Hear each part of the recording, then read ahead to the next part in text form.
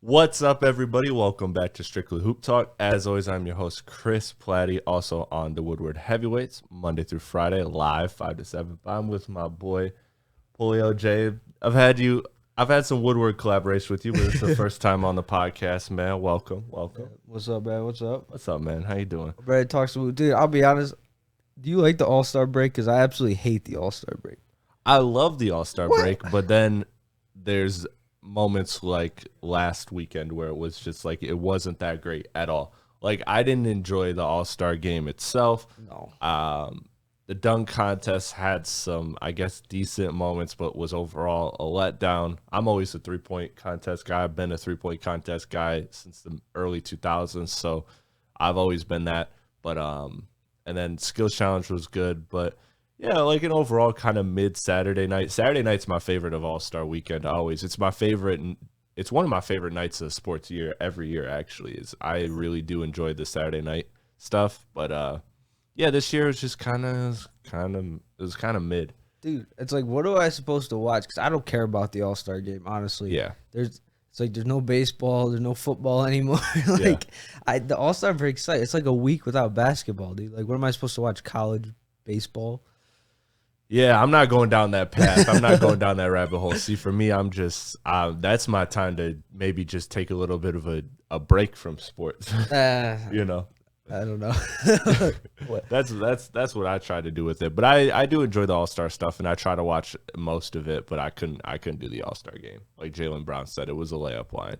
But today we're doing young cores, and this is something that I always love to do. I always love to do these kind of more conversational rather than just looking at the standings and going off of that. And I'll be doing plenty of that as we gear up for the playoffs. But I enjoy this kind of stuff, and particularly the young core stuff, because I have an issue with this, John. So I did my own version of young core. Let me just see if you agree with the general principle. To me, what I define a young core is a player or players on rookie contracts plus future picks. Because, like, the thing of, like, Tatum and Brown, that's not a young core. That's a core. I get it that they're still only 25, 26, but at that point, you're on your second contract, dude. Like, you're not new to the NBA. You're not young in the NBA anymore.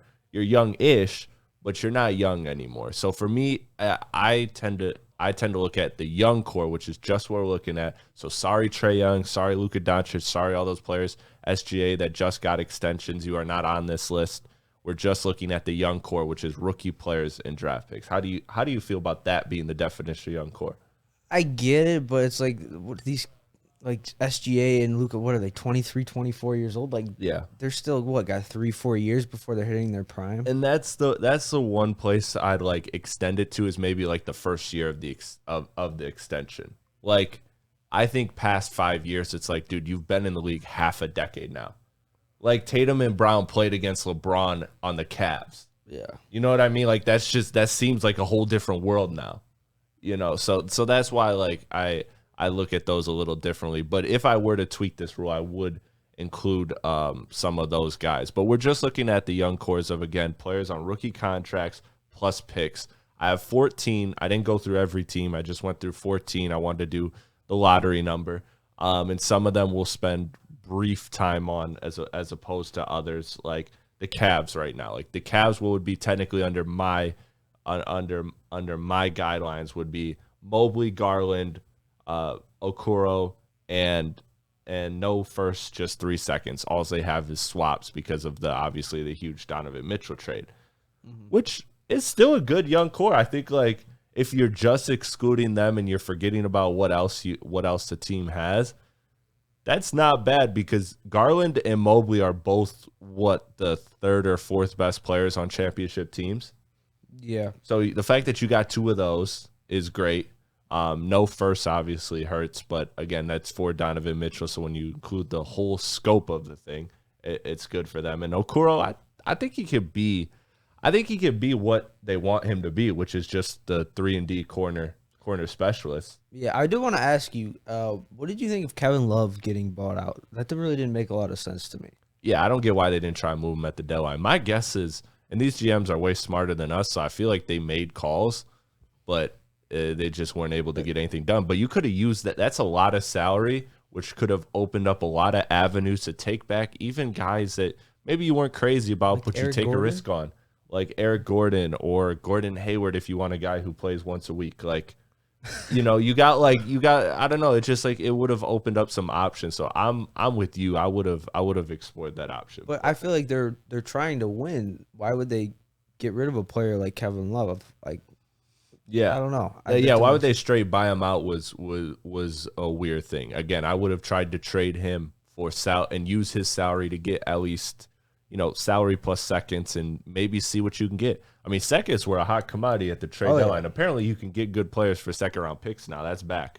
But sticking with that, that's all I got on the Cavs really, is that it is a nice young core. Obviously, when you exclude their core of Jared Allen and Mitchell and stuff, then it gets a lot better. But that's a decent young core. Atlanta. So again, Trae Young is disqualified because he has his contract extension. I like Atlanta's young core. I don't know how you feel about AJ Griffin. I like AJ. I like AJ. Okongwu. Again, you now have Sadiq Bey, if that interests you as a Piston. Yeah, as a Piston, Jalen Johnson. They do have a 2024 Sacramento first, and they have 2 swaps with the Spurs, which maybe could be one of those swaps where it's like it's a 4 or 5 spot difference. They have the rights to the swaps with the Spurs? Well, the Spurs have the rights, so they'll get the worst pick, but they still get a San Antonio pick, in the next 2 and 4 years, which, San Antonio might not be that much better than them. Mm-hmm. You know what I mean? So it'll be like one of those where you might move 4 or 5 spots back in the draft. I don't know. I like Okongwu. I like Hunter. I like AJ Griffin. Obviously, though, when you look at just my definition of young cores, that's going to pale in comparison to what we're getting to, the OKCs, Memphis, all of that. But it's not a bad collection. You just wish they'd obviously had more draft capital, but they used that for DeJounte. And I like DeJounte as a player, but Atlanta, I'm not too big on their core. But what about the Hornets to you? Oh boy, because LaMelo falls under this, still under his rookie contract. PJ Washington, Mark Williams, the center, who's now getting some run. I'm sick. I dropped him in fantasy. James Bouknight, right? Mm-hmm. I always want to say Jimmy, but it's James. Kai Jones, Nick Richards. They have a 23 first from Denver, which is lottery protected, obviously. So obviously they'll convey. And then you have the Spurs. They're sending out a first to San Antonio. But it's like lottery protected each year. So if they're in the lottery the next 3 years, then it becomes 2 seconds and just nothing. So they might shell out a first round pick, but other than that, they'll have their other first round picks. I don't think you got LaMelo, which is great. And you got a team that I think is going to be bad, which is also great because you own your own picks. So I don't think this is a terrible collection. Dude, I think Hornets are going to be one of the most like nowhere teams. I think in terms of like poverty franchises, I think they're my number one poverty franchise. Like they don't do anything right. Like to me, what makes me mad about them is they had the choice to be bad, but they signed Gordon Hayward and decided to be mediocre. And that was the draft where they could have landed a Scotty Barnes or an Evan Mobley or a Jalen Green or a top player like that, Jonathan Kuminga. And Terry Rozier they got too. Yeah, and but they decided to get veteran players and win 35 games, and now look where they're at now. They're stuck in purgatory, and it's really just they have to hit on this draft pick they have this year because no free agents are coming there, I don't think. 100%.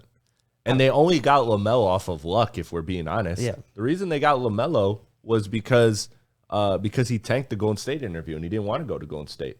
Mm-hmm. So if you flip that and they're stuck then with Wiseman, then all of a sudden, you're looking at something that's like one of the worst, if not the worst package of young core in the league. Yeah, like James Bouknight hasn't really worked out the way I thought. I didn't expect him to be an all-star, but I thought he could be a decent, starter who could score a little bit. And like, yeah, man, like how many more years is LaMelo going to put up with this? Like if they're terrible again next year, like I believe Luka Doncic is 4th year. They made it to the conference finals last year. Yeah. Right? Like this is LaMelo's 3rd year and they haven't even had a playoff berth Yeah, yet. they've been roadkill twice in the play-in. Yeah, if I like don't, absolute honorary bye week. yeah, Honorary bye week. they got smashed against, I believe, Atlanta, was it last year? Atlanta and then the Indiana. Yeah, like if next year they're bad again, like LaMelo's 4 years in, how many more years do you have of him before he's like, I want out? And if he wants out, I mean, look, LaMelo's a damn good player. I don't want to slander LaMelo yet, but I mean, it's at the point where I'm not going to hold it all against him because, like you said, Charlotte has proven to be a poverty franchise. But I don't necessarily exactly see a lot of players wanting to play with LaMelo right now. Oh, I mean, I don't know. Has there been locker room issues there that you've heard of? I mean, I just know that team is a mess. I mean, you got obviously the Miles Bridges situation. You have well, that plays a big part. Yeah, you have the whole, like, you have players like double cup and lean and all sorts of wild stuff. I mean, listen, Charlotte's been a wild place, so maybe it is just a culture change, but that LaMelo needs. But I don't know. I'm at this point, I want to see LaMelo. I'm not denying the talent, but I want to see him win more games. I want to see him either win more games there or be in a situation that wins more games. I put the Nets on here quickly just because they kind of actually rebounded into a decent – still, again, we're still at the bottom of the league here in terms of young cores. But the Nets, you got Cam Thomas. Not nothing. Dude dropped 120 points in 3 games. That's crazy. You now got Cam Johnson, who's going to be extension eligible, or who is extension eligible, who will likely probably re-sign there. I like him a lot. Unless the Pistons scoop him, which I don't think he's going to. I did want that for a while. That'd be nice. Edmund Sumner, who's had some decent flashes. He's still that young? Yeah, Darren Sharp. Sharp, and and then they got Phoenix first for the rest of time, which who knows how good those will be. I don't think those will be that good. Maybe 1 or 2 of them. They do have a Dallas 2029 unprotected pick, which I think could sneakily be one of the best picks in the league right now that's out there that got moved, because at that point you're just betting that Luka wanted out. Yeah. And if he does, then hey, that might be a hell of a pick. Yeah. What about Claxton? He doesn't qualify for this? No. He just got extended. Yeah, so he's on his second contract. But again, a nice young player. They got a lot of talent. I mean, obviously this excludes again Mikal Bridges and all the other stuff that they got. But not bad. Not a bad like quick turnaround. The more I sit with Brooklyn, the more I'm like, okay, things. Yes, you failed, and yes, you probably didn't want to go. You didn't want this to go the way it did, but you kind of rebounded pretty decently. I'm okay with it. Yeah, I really like the Kyrie Irving trade. I like Dorian Finney-Smith a lot. I think he gets you a first-round pick back. Easy. I think Dinwiddie will get you a first-round pick back. I really like that trade for them. Yeah, and the only thing I'm a little worried about with them is their first-round picks for the James Harden trade are going to Houston. But you also got to think, I believe there's swaps going to Houston as well. So both of those teams probably aren't going to be very good. So they still could have like a top 10 pick if both of those teams really struggle.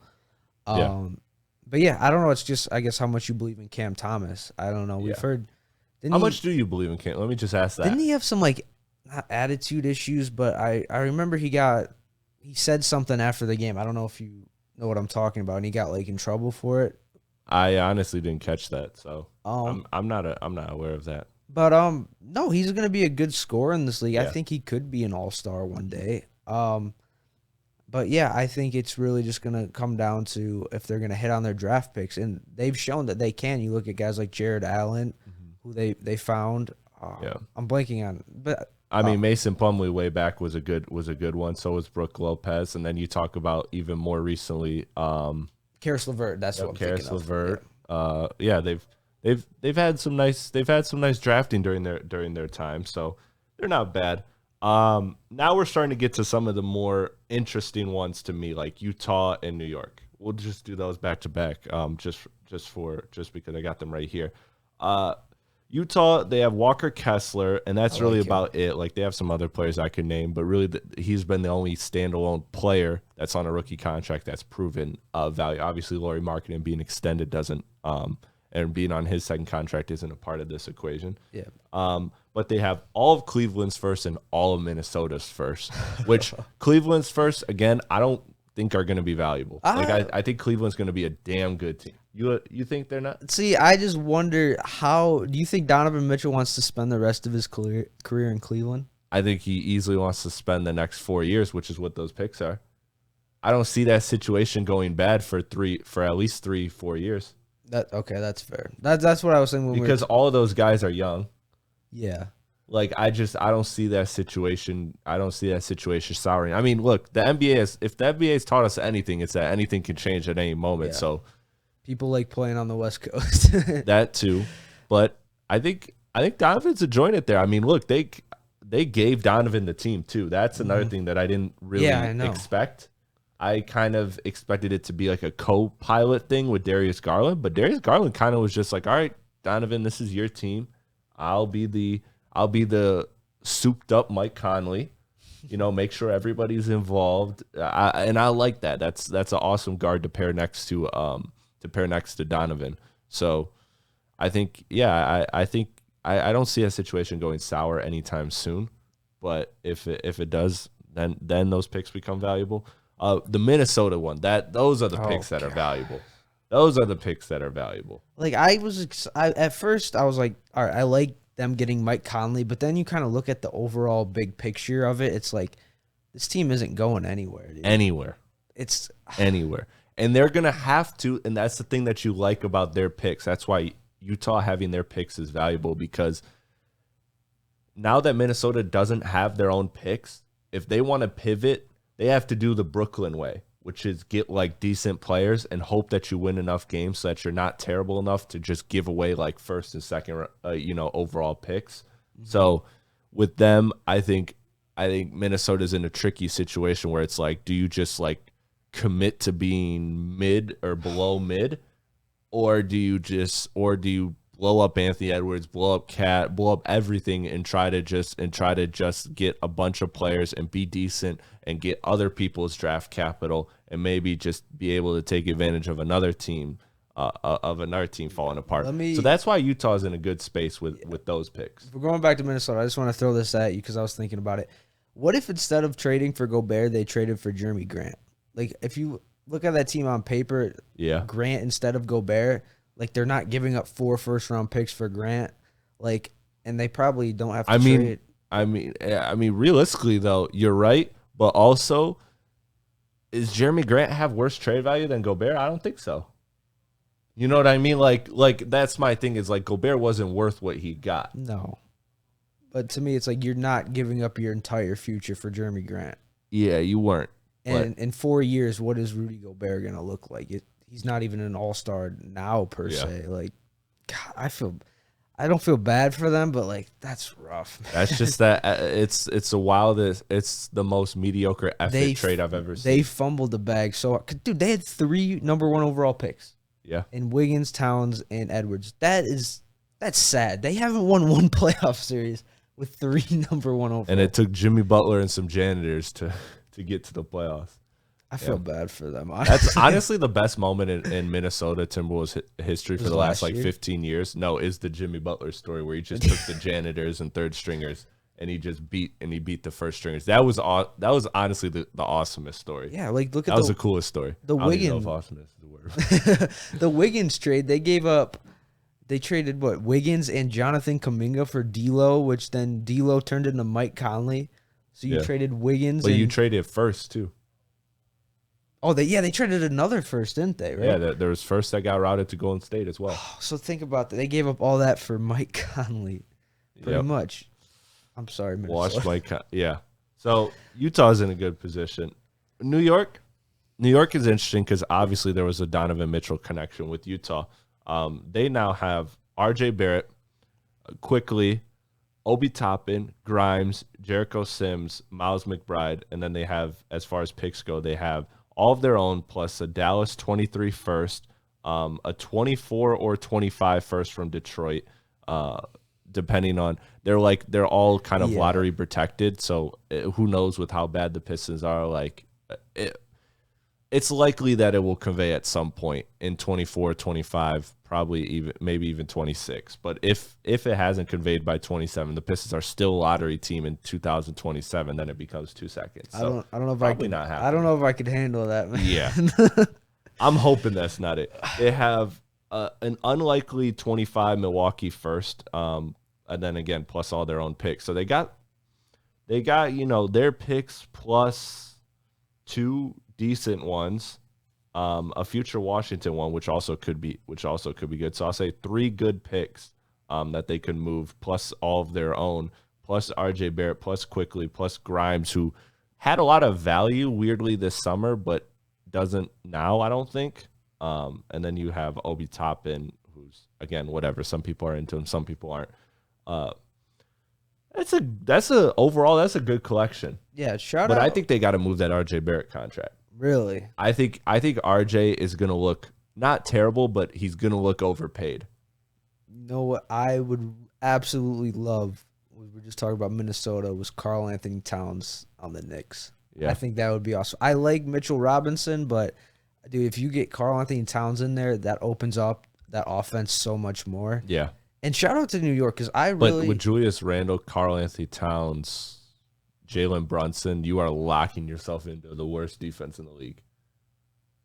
Yeah, that is true. They're in an interesting position. But shout out to them because I thought they were stuck in mediocrity. I thought so too. And they have a good young core, and they have their first round picks moving forward. I don't know. I don't love the big 3 of Barrett, Randall, and Brunson. I don't love that, but it's good enough.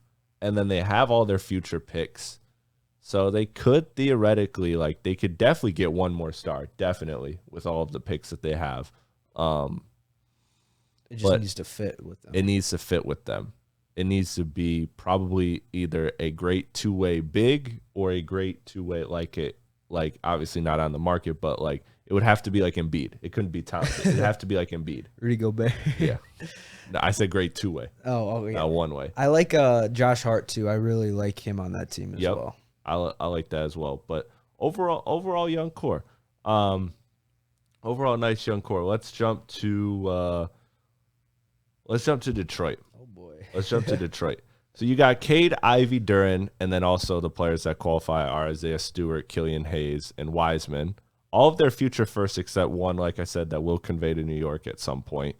And then multiple seconds. Is that the Isaiah Stewart trade? They traded that first? Yes. I don't know. I don't know about that one. Yeah. But look, you got a great big 3 in Cade, Ivy, and Duren. You got another top 5 pick coming this year. Then, again, Stewart and Hayes, I'm kind of out on. We'll see what Wiseman does. I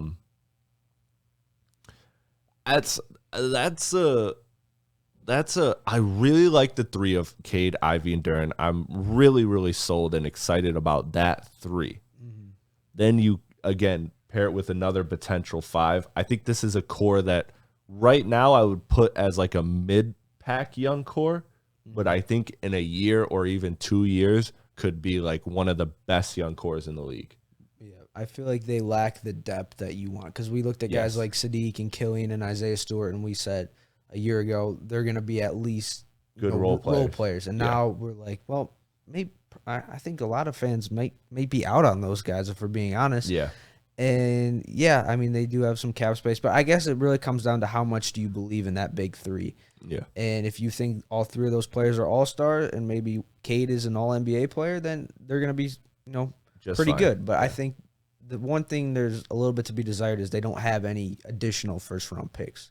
Yeah. Which they could if they wanted to trade, Bogey, or maybe Alec Burks has enough value for that. But that's really the only thing you look at. I think. But then again, they kind of need Bogey because these other guys, the Hayes, the Stewart, all of those picks haven't necessarily resulted in depth pieces and role player pieces. We got to talk about the guy overseas, Gabriel. I don't know how to say his last name. Yeah, I'm kind of wait and see on him. I get a lot of backlash from Pistons Twitter because Pistons Twitter wants to go all over that I know. Well, I'm just thinking now that you trade Sadiq, there's kind of an opportunity maybe next year. Well, there better be an opportunity. Look at this team. This team is last in the league. If there's not an opportunity here, there's not an opportunity in the NBA for this guy. Yeah, I looked at his stats briefly. It was like he's only averaging like 16, 17 minutes a game. Which, yeah. Those European stats are tricky to kind of judge because it's not like the NBA where it's just like they just hand the keys to the young guys. Yeah, and let the young guys do their thing. But he's a wing with decent size that you hope can be able to shoot. Yeah. I'm not sure how athletic he is. My thing was his defensive athleticism. He can jump out the gym, but his defensive athleticism, I question his ball handling and just read and feel for the game. So which are two very big things. So if he can develop those, then I think he's a damn good player. I believe in the shooting and I believe in the bounce. But again, what's the bounce do if you don't got handle? Because if you don't got handle, you can't drive to the rim. And if you can't drive to the rim, your bounce is useless. Yeah. So I like the shooting though. I believe in the shooting. We'll see where all the other stuff comes in with him. But as far as just the three of Cade, Ivey, and Duren, I think Cade and Ivey, again, fit great together. And I think Duren is a guy, when you talk about ceilings, Cade, like you said, all NBA ceiling. Jaden Ivey, all-star ceiling, maybe becomes all NBA third team once or twice on a year where the Pistons are good, so they reward winning. Even Duren, I could see maybe sniffing an all NBA team. Maybe. That gets pretty ambitious to me, but okay. But for sure flirting with all-star, for sure like a top. Can he be like a top 8 center in the NBA, which means you're basically around all-star caliber? Absolutely. I absolutely believe in that. And just his skill set matched with Cade and Ivey, I think I very much believe in that three. So we'll see what the draft brings Detroit, and then we'll kind of see next year what that core looks like. Because all these guys will be under contract again. I mean, look, Cade's got 2 more years on his rookie contract. That's insane to think about. So you add next year's pick. Not really. He hasn't really played that much. Like if you really think about it in the grand scheme of things. I'm talking in terms of like this young, like this being labeled still a young core. Like you got a lot of time with this. So I'm excited. I think it's mid right now. If we're being totally fair and honest, it's mid.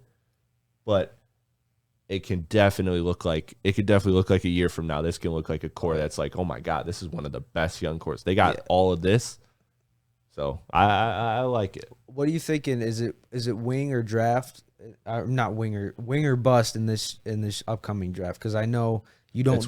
It's Wemby, wing or bust. I hate that Wemby talk, dude. Like you have to. It's not gonna happen. The chances of that happening, are slim. I hate that it's like, oh, we're tanking for Wemby. It's like, good luck, man. Like, can we try to be a little realistic here? Okay. Let's be realistic. So I had this as a question in my notes. How much, when we're factoring this young core, is Wemby worth? They get Wemby, they're number 1, dude. That's what I'm saying. If you give Detroit Wemby, they're number 1. If you give the Hornets Wemby, they're top 3. Yeah. Like, that is how much is at stake with this draft. So it's going to be very interesting to see what this does, because right now these young cores, again, could flip like that if you get Wemby. You give me Brandon Miller, I'm happy as shit. Brandon Miller. Yeah, I like the wings. Look, I do like the wings in this draft. I'm not mad if that's what Detroit ends up with. But if I'm being honest, you're rooting for Wemby, but you can't realistically plan for that. No. And it'd be interesting to see how he'd fit with Duren. So I wanted to go, because I know this is kind of a highly debated topic, the Rockets. I know there's kind of some beef between Pistons and Rockets fans. So we could jump to the Rockets. Yeah, I kind of want to go kind of debate the two. All right. So you got Jalen Green, Sengun, who's looked awesome this year. Jabari Smith Jr. We'll just leave that at that. Kevin Porter turnover. And then you have Kenyon Martin Jr., you have Eason, you have Josh Christopher, you have a bunch of Ty Washington. As far as picks go, you have, this is where it gets interesting, because theirs are shelled out from the Westbrook trade and the Chris Paul trade and all of that. But they're coming in from the James Harden trade. They have a 23 first from OKC or the Clippers. They have, which will be the worst of the two. They have 24 and 26 Brooklyn first, just straight up. They have a 25 first from Brooklyn or OKC, 27 Brooklyn swap, and then they lose their 24 and 26 to OKC, which are both top 4 protected. So next year and 2026's pick to OKC are top 4 protected. Okay. So, I mean, to me, it's kind of not the same debate with the Pistons, but their so-called big three would probably be Green, Sengun, and Smith. Yes. How much do you believe in those three? I don't. And maybe Kevin Porter Jr. if you want to make it 4 to be fair. I think those three, like compared to the Pistons, don't add up. No, don't add up. I'd much rather have the 3 Pistons than Houston's 3. But you also have to factor in all the picks they have moving forward.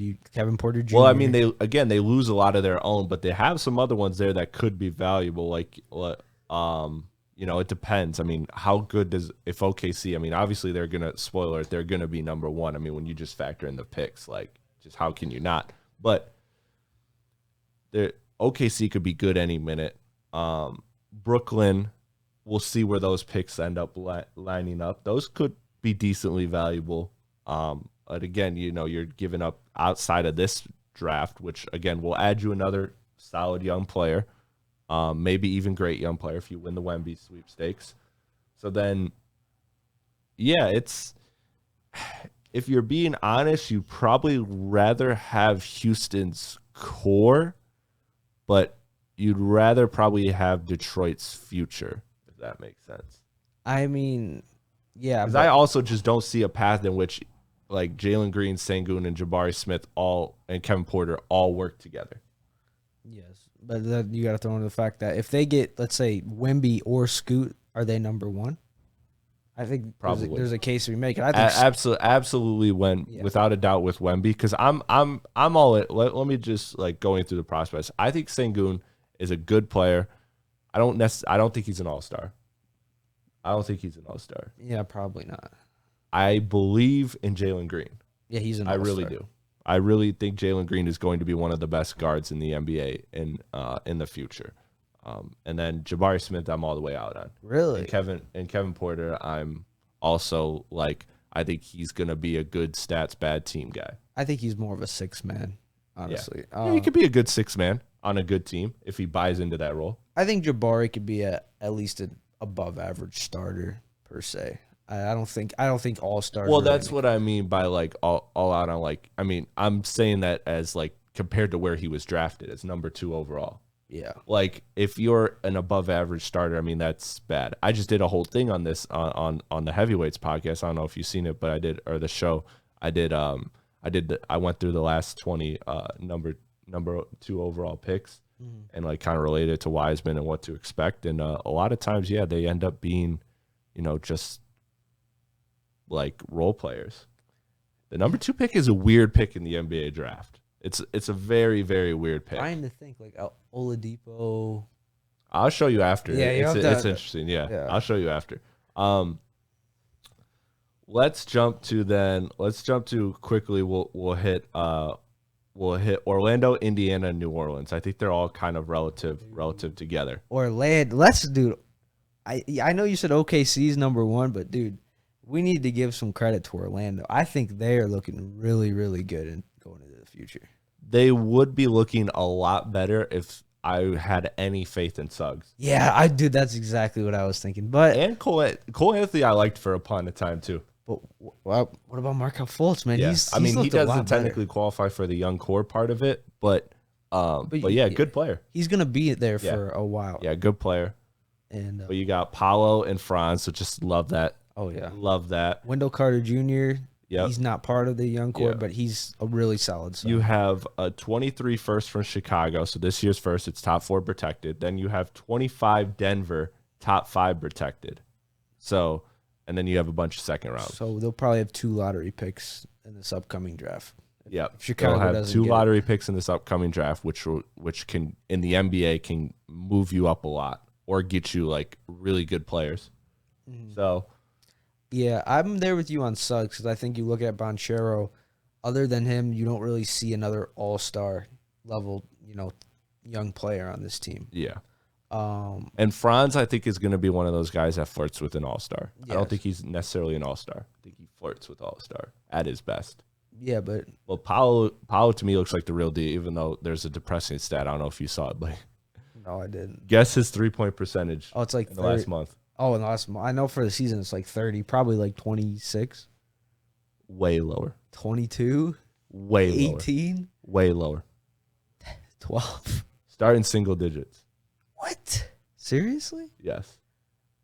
Wow. But they're still winning though. Before All-Star break, it was 3.7% from three. Wow. I mean, he's still putting up 3.7. He's still putting up numbers, and they're still winning too. Their defense. Yeah. I was listening to a podcast. Now, he's still the real deal. Don't get it wrong, but he has hit like a terrible rookie wall. Yeah.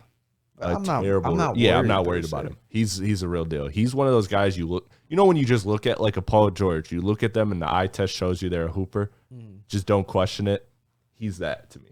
Yeah, like he's the real deal. After getting off to a rough start, they're playing over 500 basketball the last couple months, and their defense has been really solid, which to me is really impressive for a team as young as them.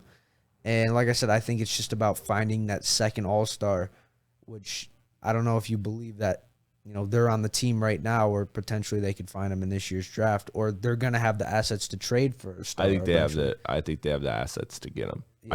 I think Orlando's path is going to be, we have Paolo and we have like 3 or 4 really good players around him that aren't all-stars. Let's go get a co-star. I think they're like what Brooklyn should have done, which is the big 2 plus great supporting cast. Yes. I think that's what the route they should pursue. I would go with that rather than a big 3, because I think if you do a big 3, I think you're stripping yourself of all the assets, because again, Franz would be like involved in a trade to get like a third star. Yes, but and then you're looking at no draft capital and 3 really good players, and you'll see we'll see where that lines up for them. But if you're just ranking like results, results driven, they've gotten results. Like Paolo's a rookie and they're fighting for a play, and they're like, I believe like 4 or 5 games out. But Jalen Suggs has suffered with injuries. He's essentially like that bottom part of the East though too. Nobody wants. Yeah, that is true, but no, I'm not discrediting anything Orlando's done. They've been awesome this year. Yes, and shout out. We knew one of those 2 teams. I said it on my preseason podcast. One of those 2 teams was going to pop, Detroit or Orlando. Yeah, they're what we want the Pistons to be. Absolutely. And I think the Pistons could have been a lot closer to that had obviously Kate Cunningham played. Yes. Quickly want to hit New Orleans and Indiana. Indiana, you got Halliburton, you got Mathurin, you got Duarte, which I would be taking flyers on him. I think he had a good rookie season, and then he had a very down this season. So I think if you buy him low, I like that. You have Jackson, you have Nemhard, who, remember Nemhard was just dropping like triple doubles the 1 week Halliburton was out at the beginning of the season. A first round pick in the 22 draft? He was, yes, last year's draft. And then you have obviously Naismith as well. You have Jackson, Jalen Smith. I don't know if I said those. And then as far as picks go, you have your own plus a 23s from Boston and Cleveland. Okay. So you have +2 firsts with Halliburton, who's going to be an All-NBA player, if not this year, next year. All right. Like damn good player. Again, I kind of like. I wouldn't give up on Duarte. I just think there's too much rotation. Nemhard's shown to be like, okay, maybe this guy's got something. I mean, again, he was doing triple doubles when Tyrese Halliburton was out at the very beginning of the season. Jalen Smith and Jackson, like, I kind of like those players as decent role players, but maybe not long term. You have, again, who's not a part of this team, Miles Turner, but Indiana, as far as just their young core goes, that's a good young core. I like Halliburton. I like Mathurin. You have +2 picks. I'd rank that above Detroit. Yep, because I was gonna throw this at you: Halliburton or Mathurin or Cade and Ivy. You have to right now go Halliburton and Mathurin. Really? You have to. Like I don't think there's a debate right now. But do I think that there's a world in which Cade and Ivy look better than that? Yes, because Mathurin has already, for all the Ivy haters and all of that stuff that goes on here in Detroit, Matherin has kind of cooled off quite a bit. Again, still think he's a damn good player. Still think he's like a 4 or maybe even a 3 on a championship team. So not all NBA? No, I don't think so. And that's where, again, I think Ivy is a guy who could potentially sneak in if the Pistons are like, say right now Indiana is one of the best records in the East next year. Who's on the All-NBA team? It's going to be Haliburton and Turner if they give them 2. They're not going to give it to Mather. Yeah. So, like, whereas, like, if Detroit was next year somehow miraculously top of the East, who would you think would be the 2 players they'd give it to, Cade and Ivy? Yeah. Well, what about 5 years from now? Let's say not next year, but 5 years from now, maybe Matherin could, because he's averaged like around 20 points. I feel like most of his rookie season, he's maybe tempered off a little bit. But I think in terms of Detroit versus Indiana, we look at Jalen Duren as that third guy for Detroit. Who is that third guy for Indiana per se? Yeah.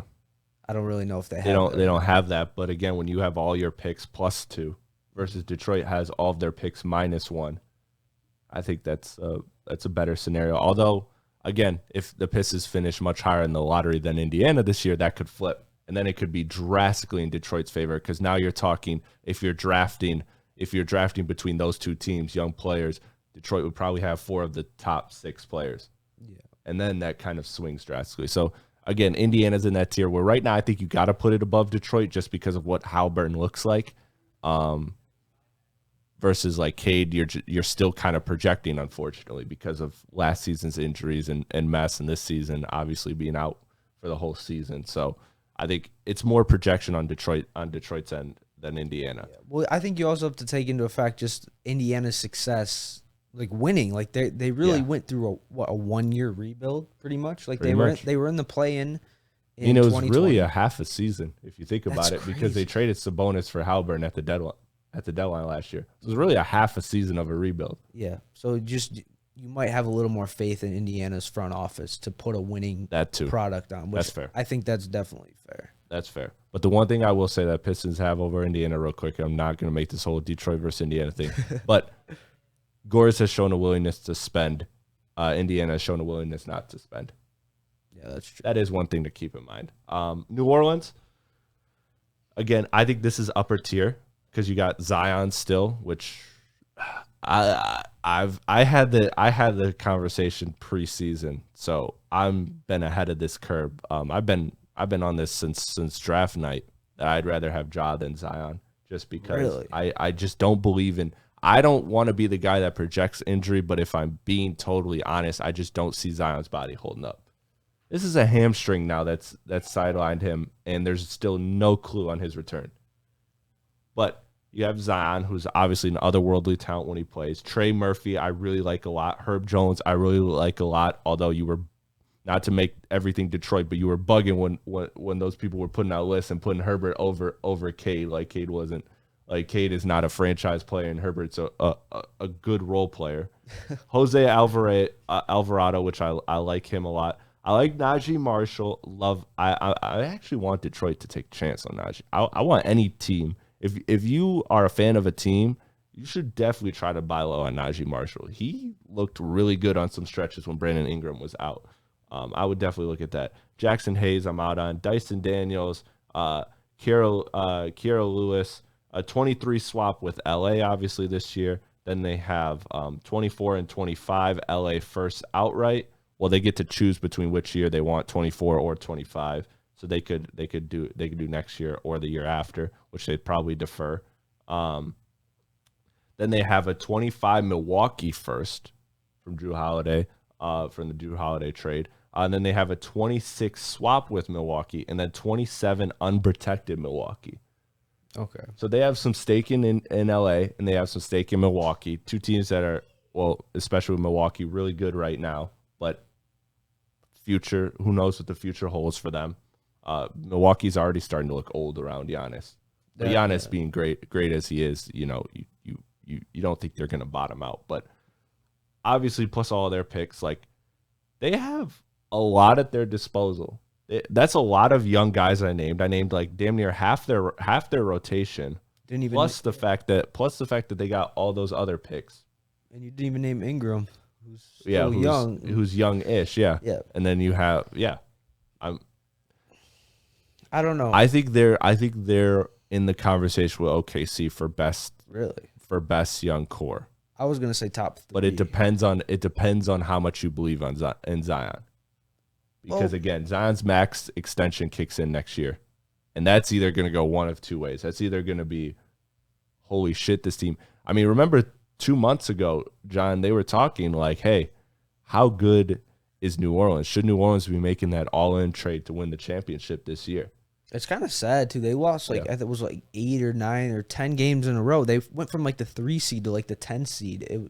I mean, they're still only because the West is just so convoluted right now. They can still shoot back up the rankings, but we don't know when Zion's going to come back. But, yeah, I think we just don't know what Zion's going to be. If you're taking, history, so far he's not been able to stay healthy. Yep. And if you think that's going to continue, well, then they're probably just going to be this middle-of-the-road team, kind of like where they are right now, just around 500, struggling to get into the Western Conference playoffs. If he's healthy, we saw it earlier this season, they could be a top 4, top 5 seed in the West, and maybe if everything breaks right, they're going to have a championship window. It's really a lot is on the shoulders of Zion, I think. Yeah. But yeah, as a core though, great. Yeah, as a core, sure. Like Kira Lewis, I think I might be out on him, or would you be out on him? Kinda. I mean, out on him would mean I think that he's not even going to stay in the NBA. No. I think he could find some type of home. He could be a backup point guard, I think. Somewhere, yeah. I like Dyson Daniels. I like Dyson Daniels. I like Jose Alvarado probably more than most. I really like that. I like those kind of guys, the Pat Bevs, the Jose Alvarados. I like those. How good do you think he could be defensively? Is he a guy in the playoff series you think teams would target though, just because of his size? Probably, but I also think that he gets you a lot of his stuff. Maybe the inbound steals and stuff is pretty gimmicky. Maybe that doesn't work as well in the playoffs. But I mean, he was pretty good in last year's playoffs against Phoenix. Yeah. So, but he was playing against Chris Paul. I'm worried if he plays against a bigger guard or maybe a team that doesn't even play a guard like the Clippers per se. Kind of just been playing a lot of wings. That maybe he could kind of be a liability on defense. That's why I really think Dyson Daniels is really important if he develops into a starting point guard. I really like that fit next to Zion and Ingram. Yeah, that's a good point. I'm with that. And then you got a good collection of young wings to put around Ingram. Yeah. You have Trey Murphy, Herb Jones, and again, I'm all in on Najee Marshall. I think that dude could definitely be a good role player on a championship team. Few more teams we got here. We got the Memphis Grizzlies.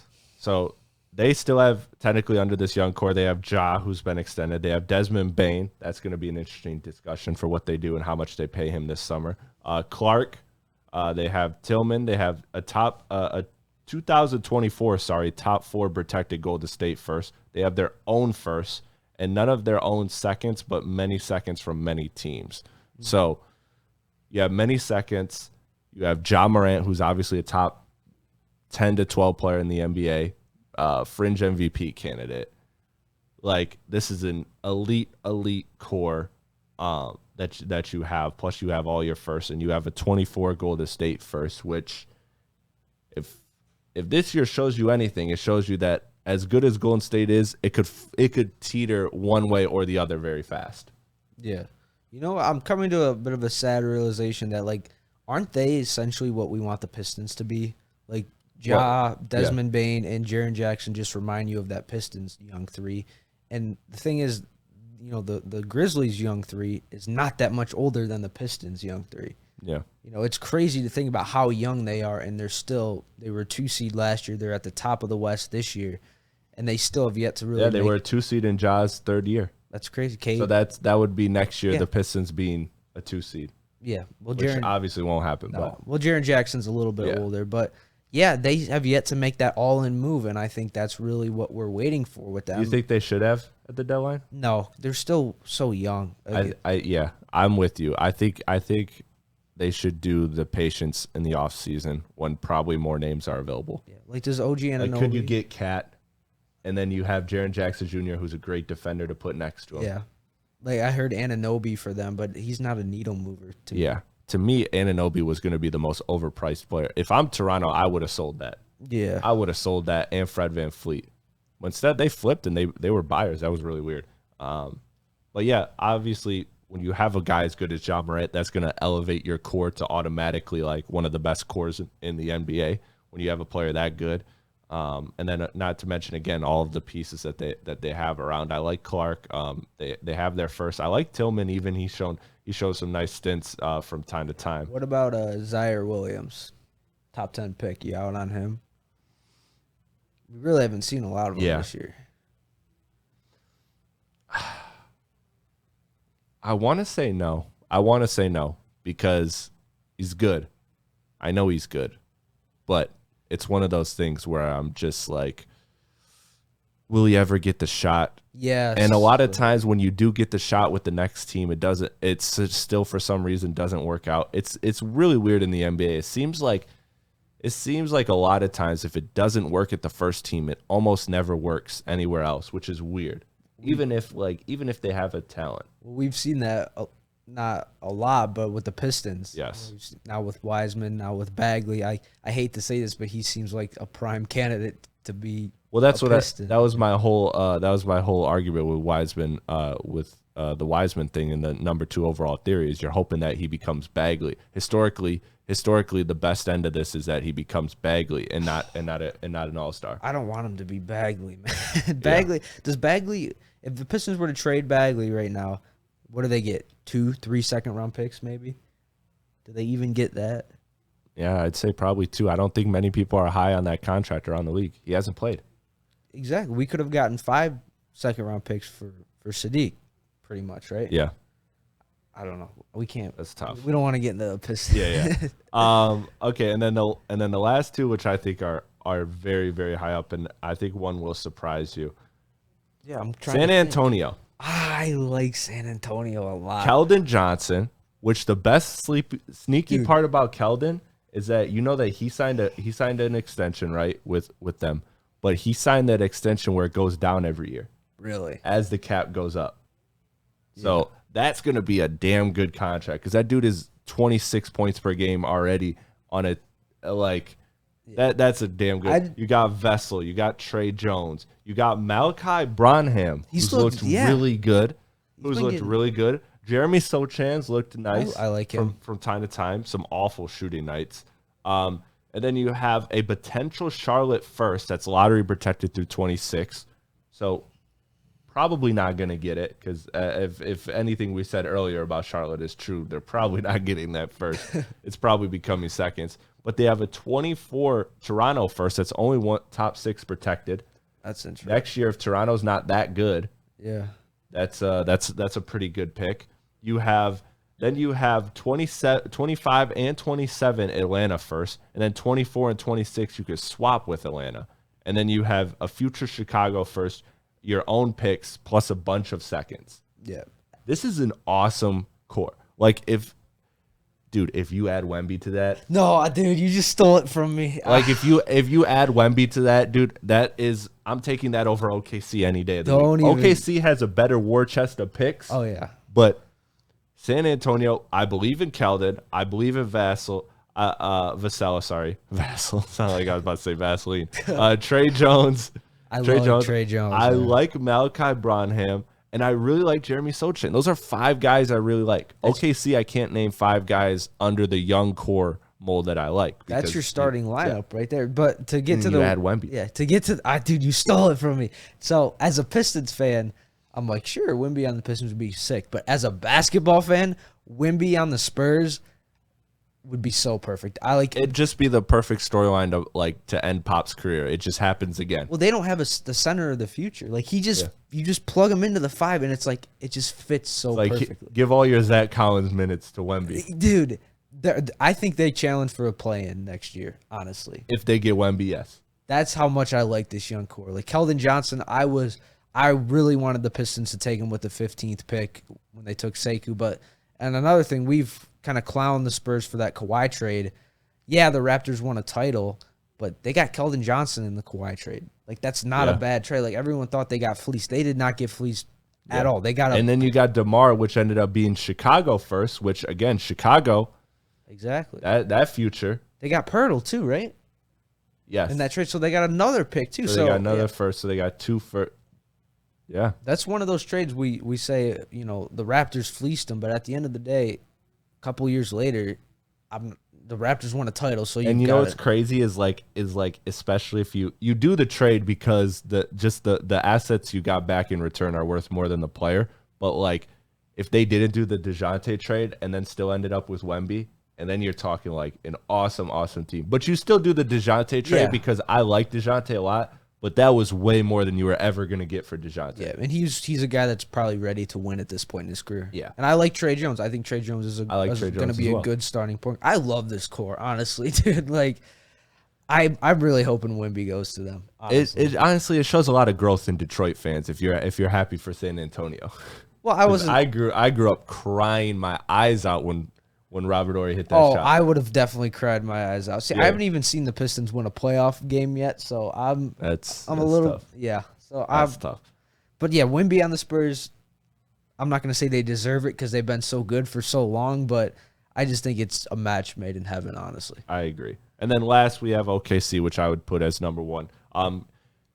Which is crazy because in this conversation you exclude SGA, who looks like a top 10 player, and they still have the best assets. They have Giddey, they have Pokusevski, which I'm out on. They have Jalen Williams, who looks awesome. Chet, who hasn't played yet. I'm also out on him for the record. I just want that to be early. He hasn't played a game. I think, listen, I'm sorry. I don't trust that body frame to hold up for 9 months in a season. When you draft a player, especially a star player, you're looking at a season where you're playing 110 games. Is Chet playing in a 110-game season ever? No.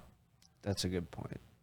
So I don't think it's not that he's necessarily a bad player. I just don't think he's going to be available. Like I think he'll be not as good as New York Kristaps, but I think he'll be good longer than Kristaps was.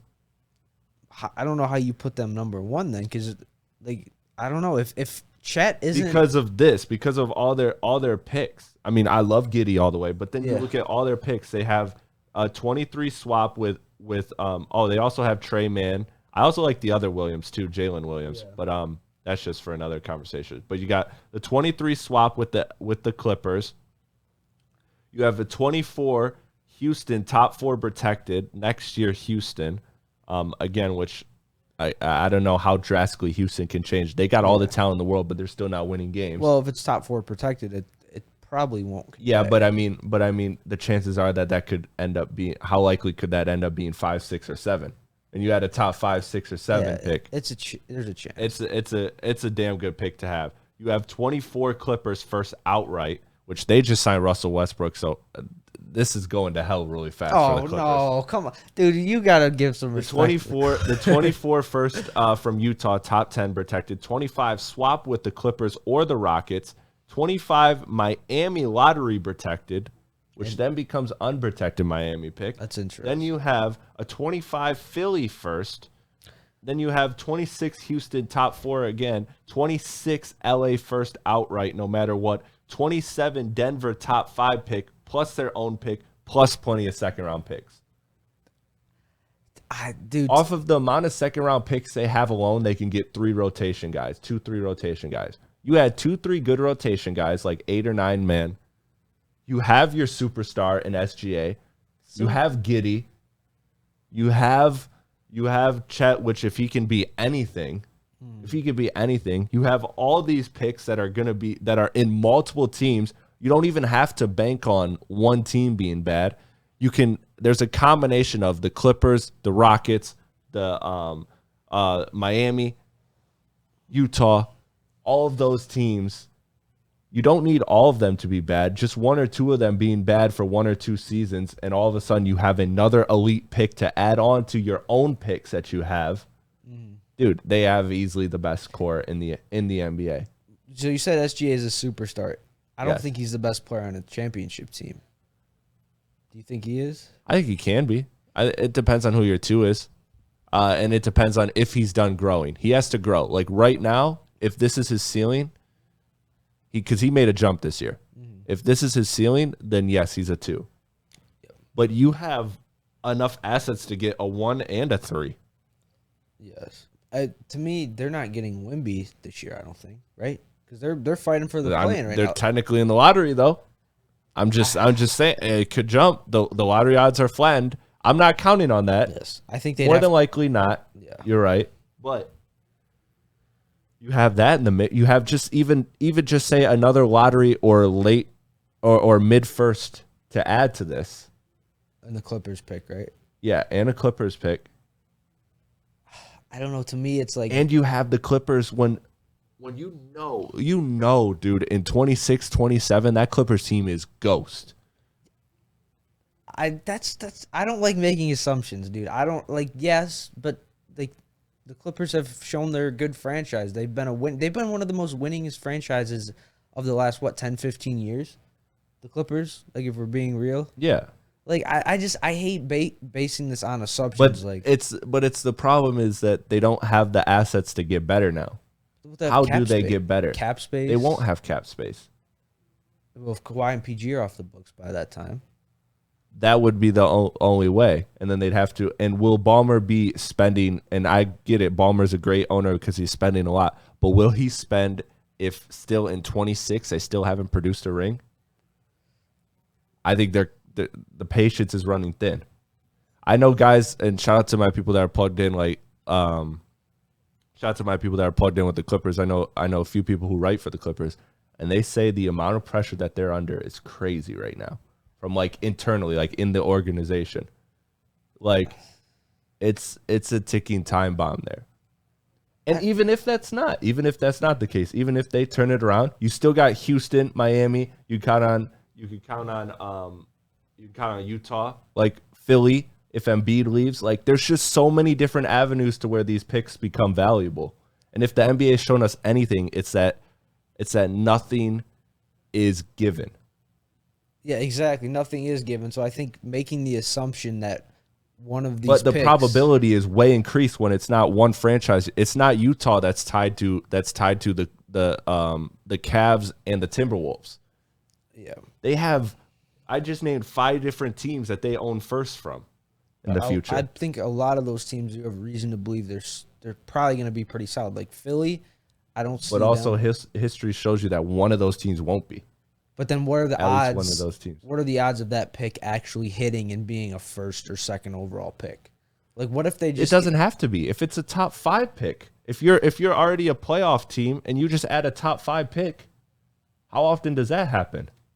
You get what I'm saying? I mean, the NBA has shown. If you win with top 10 players in the league. Yeah. And I don't know. I look at the Spurs. If they were to get Wemby, they have their guy. I don't really know. Oh, yeah. If they get Wemby, they're passing OKC. Yeah. But OKC right now has to be unanimously number 1. To me, if I knew Chet was going to be All-NBA, then I'd say so. But the fact that we don't know what he is, I can't just base it on a bunch of what ifs. So you would take San Antonio's scenario right now? You would take the young core in San Antonio over OKC? I'm not all the way mad at it, but I would disagree. I would disagree strongly, but I wouldn't be all the way mad at it because in San Antonio, we named 5 players that we really like. Yeah, how many players on OKC's roster do you actually really think are starters on a championship team? Under this, I will say Chet can be a starter on a championship team. So 3? So you got Giddey, Jalen Williams, Chet, but then you have all those firsts, like a ridiculous amount of firsts and a ridiculous amount of seconds. So we're basing it on a bunch of hypothetical, middle school and high school. I understand it. I don't know, man. To me, if they don't ever hit on a number 1 pick and never get that generational talent, like, sure, a number 5 pick, they can get an all-star, but if they never get that generational guy like a Luka or a Wemby, yeah, I get what you're saying. I could see them not being stuck in mediocrity, but always. But right now, would you put San Antonio, because yes, you like more of the players than you like on OKC, but you wouldn't say Keldon or any of those guys are ever going to be generational talents. They're damn good players. I think for San Antonio, let's say they don't get Wemby, but let's say they get Scoot or they get Brandon Miller. They're probably going to be bad again next year, so they're going to have another chance to hit at the lottery. For OKC, I don't see OKC really being bad anymore. Past this year. So like this is probably the worst. Yeah, this is probably get that. Like San Antonio is going to have more opportunities to hit on the lottery, like the Pistons are too. But so if those are 1 and 2, then who do you have at who would you have at 3? So the nominations I'd throw in there are Houston, Orlando, Memphis. We kind of said Detroit's like upper middle tier. New Orleans, if I didn't say them. Yeah, Houston, New Orleans, Orlando, Memphis. Definitely would probably be. I'd say definitely Memphis. Yeah. Because they have the big 3 in place already. Because as much as you like Paolo too with Orlando, like Ja is Ja. Yeah. Like Paolo's not Ja, at least as of right now. But he's a damn good player. Yeah. And like Desmond Bane, I think he could sniff an all-star team. For sure. And yeah, they have all their first round picks moving forward. They've shown that they have a great front office. Like there should be a lot of trust in Memphis right now. Absolutely. So I'd agree with that being the top 3. You'd put that though over Houston. Yeah, because Houston, I think if Jabari Smith looked a lot better, I don't know. And if I have more actual belief in Sengun, look, Sengun is doing all the things like. That's just me holding judgment on him. I don't feel like he has to be an all-star for them to work out. Like I think he's just kind of an added bonus. Like right. I think it's the 2 main guys are Green and Smith, and if you don't believe in them fully, then you're probably gonna have a little bit of doubt in Houston. Yeah. Detroit, I think a year from now you can get in the 3 to 5 spot. Yeah, and Indiana too. Well. Yeah, because Indiana really has kind of fallen off, and it looks like they're going to be in the lottery as well. So Indiana's another team I could see potentially. But yeah, and then New Orleans, of course. I just like the amount of players that they have that I know are useful is great. Plus their draft capital moving forward, I like them. I like them a lot. They're the most volatile because it really just if Zion's what we want him to be, then great, they're top 3. If he's not, then I'm not going to say they're screwed, but they're kind of just, I feel like, going to be stuck in mediocrity for a while. I agree. So to close it, you would go San Antonio 1? Or would you go OKC? We'll just do our final. My top 3 would be OKC, San Antonio, and then I'd close with Memphis. That would be my top 3. See, would you agree with that, or would you change it slightly?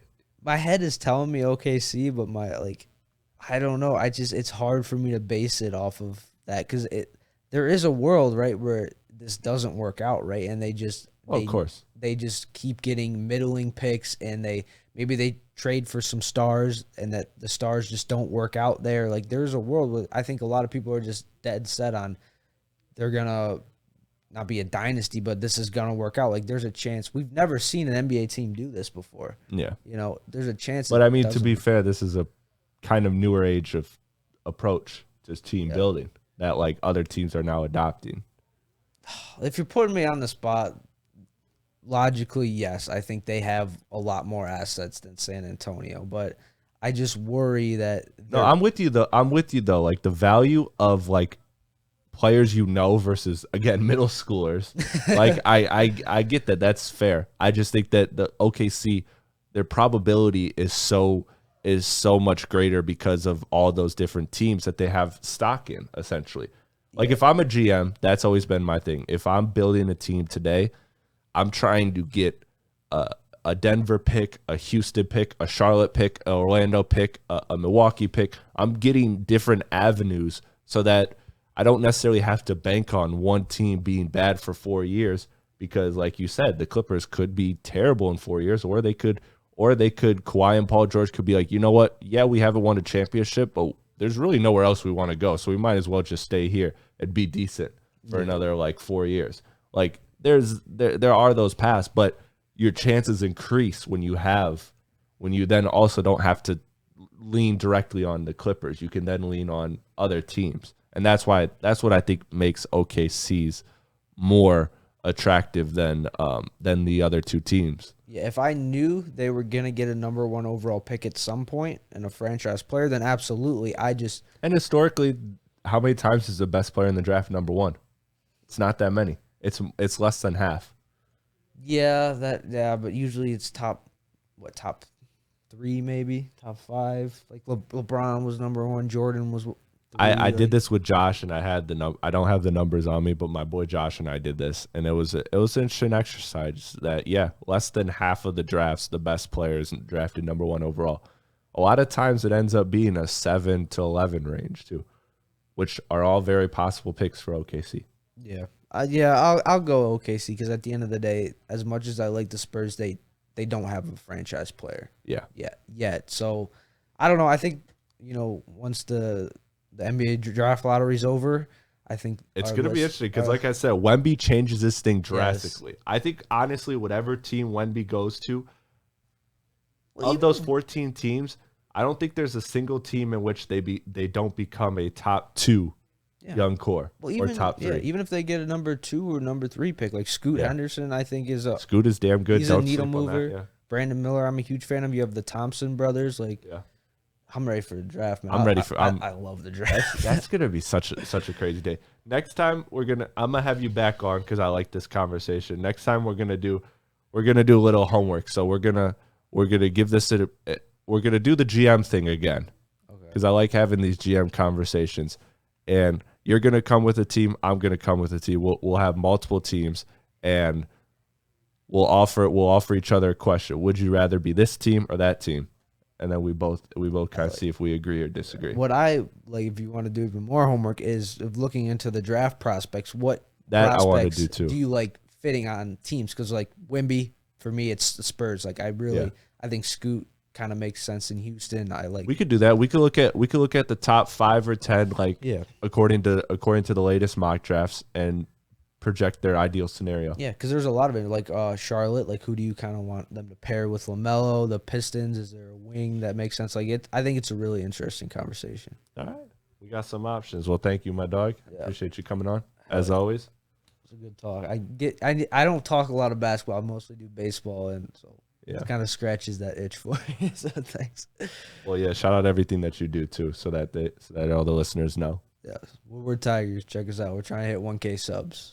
We're Tigers and the wrestling stuff with JB. Yeah, me and JB do some wrestling. Man. I can't plug your shit better than you. You gotta plug your shit. All right, the Pro Wrestling Creative on YouTube and TikTok. We're almost at 200 subscribers, so we're doing something. Help get my boy there. But I appreciate you, man. Absolutely, it was a good time.